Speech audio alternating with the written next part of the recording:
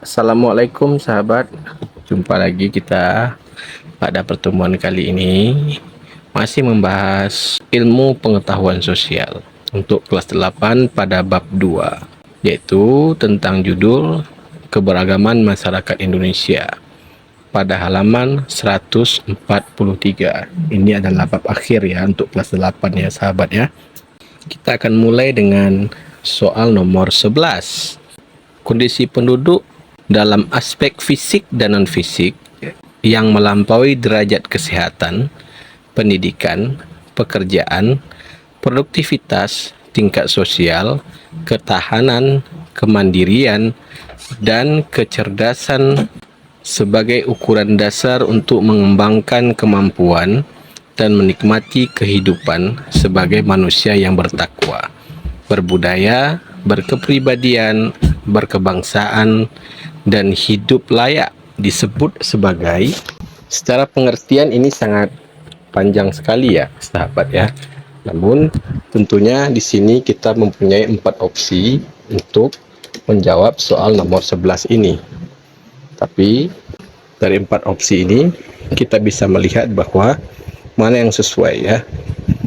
A itu pertumbuhan penduduk. Kalau pertumbuhan penduduk tentu aspeknya adalah penduduk itu bertambah jumlahnya ya sahabat. Secara sederhananya begitulah pengertian dari pertumbuhan penduduk. Kemudian ada komposisi penduduk. Komposisi penduduk ini biasanya dikelompokkan melalui profesi, usia ya atau kelompok umur, kemudian gender atau jenis kelamin. Apakah ada di situ ya? Kemudian kita lihat C, dinamika penduduk. Dinamika ini lebih cenderung kepada keperubahan ya, mirip-mirip dengan mobilitas penduduk ya. Kalau yang D itu kualitas penduduk ya. Secara spesifik ya, di sini ada aspek fisik dan non fisik. Di situ ada kata kuncinya ya sahabatnya. Berarti kalau udah masalah aspek fisik dan non fisik, berarti secara spesial atau spesifiknya. Berarti yang dinilai di sini atau pengertiannya adalah D, kualitas penduduk. Oke. Kita lanjut ke soal host nomor 12. Pernyataan berikut yang tepat mengenai mobilitas sosial horizontal adalah, mobilitas sosial ini pengertiannya kita juga harus tahu dulu ya sahabat ya. Kita ulangi lagi bahwa mobilitas sosial ini adalah perpindahan penduduk. Pindah itu bisa dari kiri ke kanan ya, atau disebut dengan horizontal. Kiri ke kanan ini berarti dia tidak ada perubahan, tetapi hanya pindah tempat tapi statusnya sama. Itu inti dari mobilitas sosial horizontal. Kemudian ada mobilitas sosial vertikal, berarti bisa saja dia dari bawah ke atas ya, bisa dari atas ke bawah alias bangkrut ya sahabat ya. Kita lihat ya, berarti ini sepadan dia atau setara. A. Pak A adalah guru matematika di salah satu SMA di Jakarta. Bulan lalu ia harus pindah ke kota Medan. Di Medan ia mengajar matematika di salah satu SMA. Guru matematika di Jakarta, kemudian guru matematika di Medan. Berarti statusnya sama ya sahabat, sama-sama guru. Yang A kita save dulu ya, kita simpan dulu. B. Pak B adalah seorang penjahit sepatu keliling. Oleh karena keuletannya, ia berhasil mengembangkan usaha sepatunya dan mempekerjakan 15 orang karyawan. Berarti ini mobilitasnya naik ya, berarti vertikal sahabat. Yang B tidak masuk di kategori. C. Ibu C adalah wali kota di salah satu kota. Namun karena tersandung korupsi, ia dicopot dari jabatannya dan seluruh kekayaannya disita. Ini termasuk ke mobilitas vertikal, tapi turun ya sahabat. C kita eliminasi. Kemudian D. Ibu D adalah pengusaha makanan dan minuman. Namun ia tidak lagi mengembangkan usaha makanannya. Ia fokus mengembangkan usaha minuman karena lebih menguntungkan. Yang D ini masuk ke mobilitas vertikal juga ya, karena awalnya dia 2 usaha, sekarang cuma 1. Berarti yang seimbang atau yang mendatar atau horizontal itu ada di A ya sahabat. Kita lanjut ke soal nomor 13. Ini ada diagram batang ya sahabat. Melihatnya itu lihat berapa komposisi diagramnya, jumlahnya kah, peningkatannya kah ya. Walaupun gambar kita tidak terlalu jelas, mungkin di buku sahabat ada ya gambar yang lebih jelas. Perhatikan grafik berikut. Pernyataan berikut yang tepat untuk menjelaskan persebaran penduduk Indonesia berdasarkan grafik tersebut adalah: A. Jumlah penduduk di Pulau Kalimantan merupakan yang paling kecil dibandingkan dengan pulau lainnya. Ya, pulau lainnya. Pulau terkecil di sini kalau bisa kita lihat itu adalah Pulau Maluku dan Papua ya. Berarti Kalimantan tidak di kategori itu. Yang A kita eliminasi, sahabat. Sekarang kita masuk ke yang B. Kita cek yang B ya. Jumlah penduduk di wilayah Sumatera menjadi yang tertinggi kedua setelah Pulau Jawa dan Bali. Oke. Sumatera yang kedua, betul. Katanya setelah Jawa dan Bali. Pulau Jawa itu nomor 1 ya. Sementara Pulau Bali itu tentunya berada di posisi ke-5 ya sahabat ya. Yang bisa kita lihat ya, Bali Nusa Tenggara di situ ya. Berarti Sumatera ini pulau terpadat nomor 2 di Indonesia. Berarti yang B gugur ya.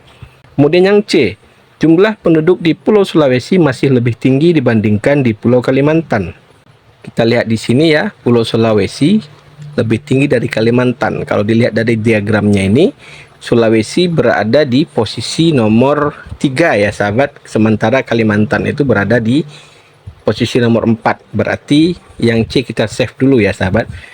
Yang D, wilayah Papua dan Maluku memiliki jumlah penduduk terkecil kedua setelah Pulau Sulawesi. Oke, terkecil kedua setelah Pulau Sulawesi. Sementara Sulawesi ini berada di urutan ketiga. Pulau Maluku dan Papua berada di urutan terakhir ya. Berarti yang D kita eliminasi. Untuk nomor 13 jawabannya sudah tentu adalah di C ya sahabat. Kita lanjut ke soal nomor 14 ya sahabat. Seorang tukang kebun memiliki 3 orang anak.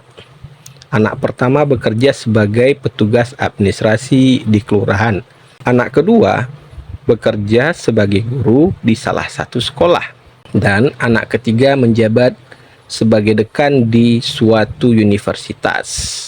Ilustrasi tersebut merupakan contoh bentuk mobilitas sosial A. Antar generasi turun. Ini antar generasi turun ya sahabat.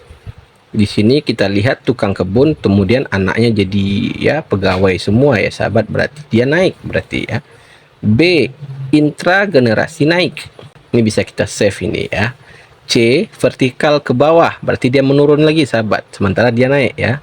D. Horizontal. Kalau horizontal berarti dia sama saja. Berarti kalau bapaknya tukang kebun, harusnya anaknya juga tukang kebun ya sahabat ya. Kalau kita ambil dari ilustrasi di atas. Jadi jawaban yang pas itu ada di B. Intragenerasi naik. Baik, kita lanjut ke soal nomor 15. Masyarakat Indonesia adalah masyarakat yang majemuk karena keberagaman yang dimilikinya. Keberagaman tersebut terdiri atas beberapa macam. Berikut yang bukan keberagaman yang dimiliki oleh masyarakat Indonesia adalah keberagaman. A. Agama. Agama kita banyak ya sahabat ya. Yang diakui itu ada Islam, Katolik, Kristen, Hindu, Buddha, dan Konghucu. Berarti sekitar 6 ya sahabat ya. Kemudian kepercayaan lainnya. Yang B. Bahasa. Ya, kalau secara bahasa kita juga sudah tahu ya. Kalau kita pakai itu per provinsi saja, satu bahasa misalnya, itu sudah sangat banyak bahasa yang dimiliki orang Indonesia. Bahkan dalam satu provinsi itu masih banyak lagi bahasa suku-sukunya. Berarti keberagaman kita ada di B itu benar ya. Yang dicari di sini yang tidak ya. Yang C. Budaya. Ya, secara kebudayaan maka kita juga multikultural ya istilahnya ya sahabat ya. Kemudian D ya, secara ideologi. Ideologi kita sudah belajar itu di pelajaran kewarganegaraan. Negara kita berideologikan Pancasila. Berarti cuma satu ya sahabat. Berarti jawaban yang nomor 15 ini adalah D. Oke. Baik, kita lanjut ke soal nomor 16 ya. Dinamika penduduk sangat berkaitan dengan proses mobilitas sosial. Mobilitas sosial adalah gerak perpindahan dari suatu kelas sosial ke kelas sosial lainnya. Berikut yang termasuk faktor pendorong mobilitas sosial adalah faktor pendorong mobilitas sosial. A. Pengaruh sosialisasi kelas. B. Keadaan ekonomi. C. Diskriminasi rasial. D. Kemiskinan.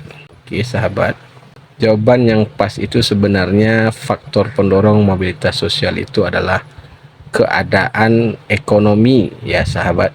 Dari keadaan ekonomi ini orang akan mencoba bangkit. Itu salah satu faktor dari mobilitas sosial. Ada juga mobilitas sosial lainnya adalah seperti pengaruh lingkungan, peperangan atau segala macamnya. Berarti jawabannya adalah B, keadaan ekonomi. Kita lanjut ke soal nomor 17 ya sahabat. Dalam perkembangan agama dan kebudayaan Islam di Indonesia, terdapat beberapa teori yang menjelaskan mengenai proses masuknya agama Islam ke Nusantara. Berikut yang tidak termasuk teori-teori tersebut adalah teori A. Nusantara, B. Makkah, C. Gujarat, D. Persia. Ya, kita sangat familiar atau famous ya, kenal dengan tiga teori, yaitu Gujarat, Persia, dan Makkah. Bahkan ada teori Mesir juga ya sahabat ya. Mana yang tidak termasuk dalam teori masuknya Islam itu adalah A, teori Nusantara. Apakah ada teori Nusantara? Tentu ada ya sahabat. Teori Nusantara ini secara garis besarnya adalah teori di mana para ahli menyatakan bahwa nenek moyang bangsa Indonesia itu berasal dari Nusantara sendiri, tidak dari bangsa luar. Oke. Itu bunyi dari teori Nusantara secara umumnya atau garis besarnya. Oke, sekarang kita masuk ke soal nomor 18. Proses perkembangan agama Islam di Nusantara berlangsung secara damai. Berikut yang bukan faktor pendukung proses masuknya Islam ke Nusantara secara damai adalah A. Syarat memeluk agama yang cukup mudah. B. Tata cara peribadatannya sederhana. C. Adanya rasa senasib sepenanggungan antar sesama umat. D. Ajaran agama tidak mengenal pelapisan sosial. Yang ditanya di sini adalah proses masuknya Islam ke Nusantara secara damai ya. Jadi kalau kita lihat pada prosesnya ini, kenapa Islam lebih mudah diterima oleh masyarakat Nusantara? Dikarenakan ajaran Islam itu tidak mengenal sistem kasta ya, seperti Hindu ya. Jadi lebih gampang diterima secara damai, yaitu ajaran Islam tidak mengenal pelapisan sosial. Itu D ya sahabat. Sekarang kita lanjut ke soal nomor 19. Perhatikan gambar berikut. Oke, kita sedikit perbesar gambarnya. Dari gambar ya, salah satu contoh hasil proses asimilasi Islam dengan kebudayaan setempat yang terdapat pada gambar disebut sekaten, tradisi yang berasal dari ya. Tradisi sekaten ini dari manakah asalnya sahabat? Ya, Banyuwangi, Cirebon, Kediri, atau Jogja ya.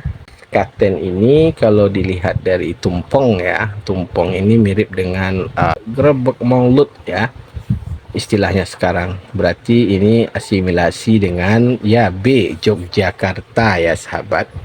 Sekarang kita lanjut ke soal nomor 20. Perhatikan narasi berikut. Menurut cerita Ibnu Battuta, perdagangan di Samudra Pasai makin ramai dan bertambah maju. Armada lautnya yang kuat, para pedagang merasa aman dan nyaman berdagang di Samudra Pasai. Komoditas perdagangan yang penting di Samudra Pasai adalah lada, kapur barus, dan emas. Dalam perdagangan tersebut, mereka sudah mengenal uang sebagai alat tukar. Selain berdagang, mata pencarian produk adalah bertani. Pernyataan berikut yang tidak tepat berdasarkan narasi tersebut adalah, jadi di sini sahabat tinggal cari mana yang tidak ada dalam narasi cerita di atas ya sahabat ya. A. Mata pencarian penduduk Samudra Pasai adalah berdagang dan bertani. Itu ada di kalimat terakhir ya sahabat. Selain berdagang, mata pencarian penduduk adalah bertani. Berarti A benar ya.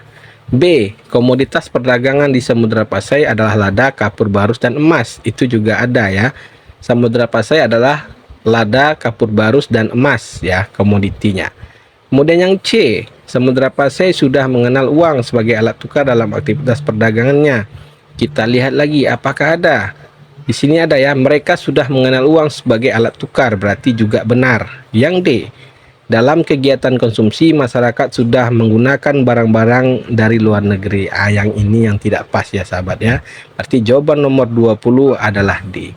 Oke sahabat, sampai di sini dulu pembahasan kita kali ini. Nanti kita akan lanjutkan ya sahabat, yaitu pada bagian B ya. Mudah-mudahan sahabat dapat memahami dan selalu belajar dengan semangat ya sahabat. Jangan lupa dukung channel kami agar lebih berkembang ya sahabat ya.